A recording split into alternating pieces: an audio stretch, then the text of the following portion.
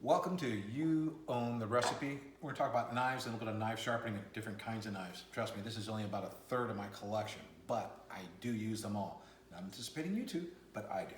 All right, so this is a regular butcher knife, fantastic for cutting vegetables, chopping, slicing, dicing. A boner, all right? This is for like when you're going in between, let's say, the muscle of the meat and going next to the bone. It's a thin blade, so that way you kind of navigate it really quickly. That way you're not losing too much of the meat off the bone.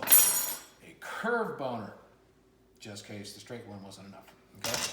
Paring knife, vegetables, all kinds of little fun stuff, crudités, cuts, and other things. A slicer, okay? This is for doing your roast beef, your prime ribs, turkeys, whatever else, all right?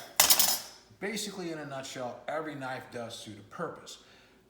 This used to be my favorite, okay? Then I found this guy, all right? Now, I do everything with this one. So, sharpening a knife, right? There's several different ways. I prefer stone method.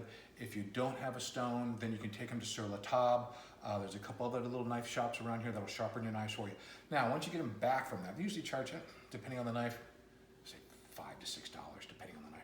Keeping them sharp are the steels, all right? So I've got a couple different kind. I've got a round, I got a diamond blade. This puts on a much finer edge to everything. But the trick with a with a steel, right, is keeping the blade as flat as you can to the knife. Always go in this direction, all right? That's cute. That really doesn't much because you're just taking off as much as you're putting on. I've seen this happen before. I don't get it. Just practice with it, all right? This right here is your finger guide or your guard. Keep it just like that, and you stroke it, okay?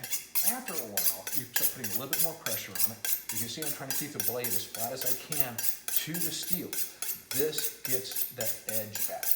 So, you put a little bit of pressure on that, heel toe, back to it. You get the idea? Anyways, so after doing this for about 30 seconds or so, your knife will restore a nice, clean cutting edge, all right? I got a couple more videos coming up for you guys. Please pay attention.